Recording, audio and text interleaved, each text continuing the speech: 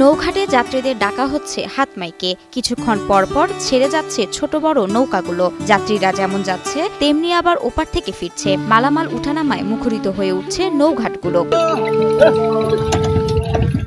একসময় নদীতে সচরাচর এমন দৃশ্য দেখা গেল, বর্তমানে শুধু পানি বাড়লে নৌ চলাচল বাড়ে নদীপথে। শুকনো মৌসুমে পানির স্তর এত নিচে নেমে যায় যে খালি নৌকাও চলার অযোগ্য হয়ে পড়ে গেছে। উজানের ঢল আর সাম্প্রতিক ভারী বৃষ্টিতে যমুনায় পানি বেড়ে নৌঘাটগুলো পুনরায় সচল হয়েছে। প্রাণ চঞ্চলতা ফিরেছে নদীর তীরে। পানি বাড়তে থাকলে তো আমাদের যাতায়াত একটু সুবিধা হয়, কারণ আমাদের পানি পরিপূর্ণ থাকার কারণে নৌকা তাড়াতাড়ি যেতে পারে, কারণ যে ঘুরতে হয় না। মোটরসাইকেল, সাইকেল, হাত ভর্তি জিনিস নিয়ে মানুষের আনাগোনা এখন বগুড়ার সারিয়াকান্দি কালীতলা ঘাটে। যে যার গন্তব্যে ছুটে চলছে এই নদীপথে। উজানের ঢল আর ভারী বৃষ্টিপাতে পানি বৃদ্ধি পাওয়ায় প্রাণ ফিরেছে বগুড়ার যমুনা নদীতে। শিক্ষার্থী সহ যাত্রীরা যেমন দ্রুত এক স্থান থেকে অন্য স্থানে যাচ্ছেন, তেমনি পণ্য পরিবহনও সহজ এই নদীপথে।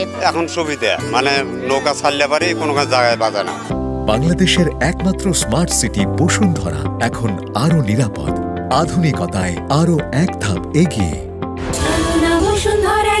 তবে বর্ষায় বগুড়ার সারিয়াকান্দিতে যমুনা নদীর এমন প্রাণোচ্ছল রূপ দেখা গেলেও শুষ্ক মৌসুমে একেবারে ভিন্ন চিত্র। তখন নদীর বুকে জেগে ওঠে অসংখ্য চর। হেঁটে হেঁটে আবার কখনো ঘোড়ার গাড়ি চলাচল করে নদীর মাঝখান দিয়ে।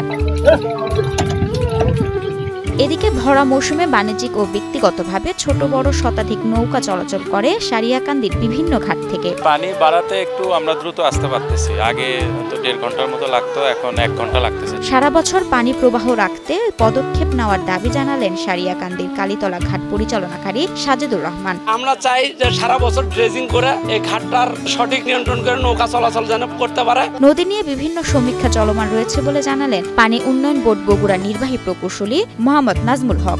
আমাদের নিয়মিত মেইনটেনেন্স ড্রেজিং এর প্রয়োজনীয় পদক্ষেপ নেওয়া হয়েছে। আশা করি সরকার সেগুলো অনুমোদন পাওয়া গেলে অতি সত্বর নিয়মিত বা মেইনটেনেন্স ড্রেজিং করা হবে। 2021 সালে বগুড়া সারিয়াকান্দি কালীতলা ঘাট থেকে জামালপুরের মাদারগঞ্জ জামথল ঘাট রুটে সি ট্রাক চালু করা হয়েছিল। তবে কিছুদিন পর যান্ত্রিক ত্রুটি সহ নানা কারণে আজ পর্যন্ত সেই সেবা বন্ধ রয়েছে।